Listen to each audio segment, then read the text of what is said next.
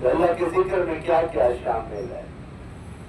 اس میں اللہ کی فرما برداری بھی شامل ہے، اس میں اللہ کی یاد بھی شامل ہے، اس میں اللہ کی فرضی عبادات بھی شامل ہے، اس میں نوافل بھی شامل ہے۔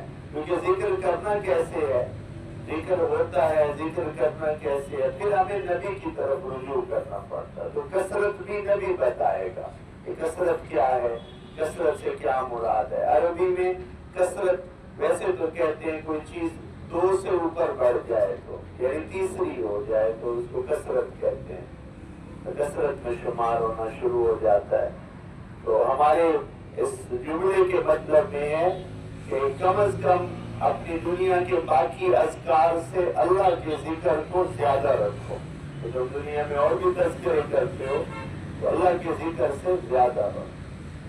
جیسے ہم کہتے ہیں اللہ اکبر، اللہ کا ذکر اذان آتی ہے، تو اس کا یہ مطلب ہے کہ حقوق کی دنیا میں، تذکرے کی دنیا میں اللہ کا حق سب سے بڑا ہے۔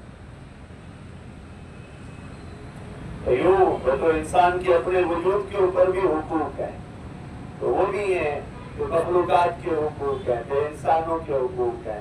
انسانوں میں مختلف انسان ہیں، جیسے گھر کے افراد ہیں اوپر نیچے، بچے اور والدین، ان کے حقوق الگ ہیں۔ دائیں بائیں جو ہیں جیسے چاچے مامے، نانکے دادکے، ان کے حقوق الگ ہیں، یہ تو نسل میں سے ہیں۔ پھر جہاں آپ رہتے ہیں وہاں جو حلقہ ہوتا ہے گلی محلے کا، اس کے حقوق الگ ہیں۔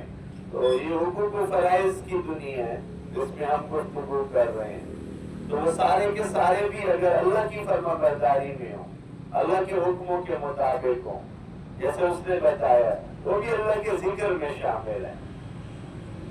تو لیکن ذکر اللہ کا کرنے کے لیے خالق کائنات کی پہچان ایک بہت بڑا شعبہ ہے۔